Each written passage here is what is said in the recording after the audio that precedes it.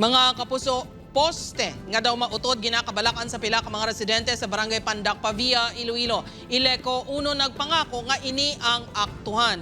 Si Julius Bilacaol nakatuto.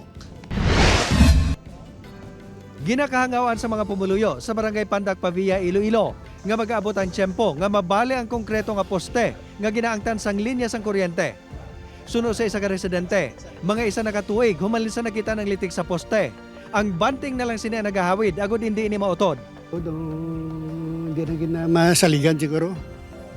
Kasi kung nabtan siyang baskaw ngangin, matumba na. Pebrero 9, sang ilay inigin palabot sa Iktalupangod sang Ileco 1.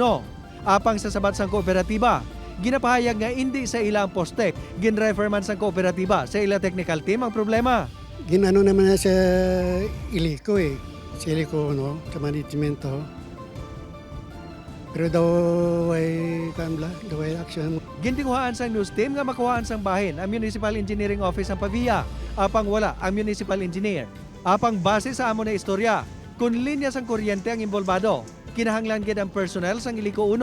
Amon gin pakigangutan ng Technical Services Department sang Iliko 1, kagilehon inigin palantaw. Sa Sabado, mapatindo kuno sa bagong nga poste ang kooperatiba sa lugar para masaylo ang ila linya. Upod kay Cirilo Rendoque, Julius Bilacaol. 1. Western Visayas.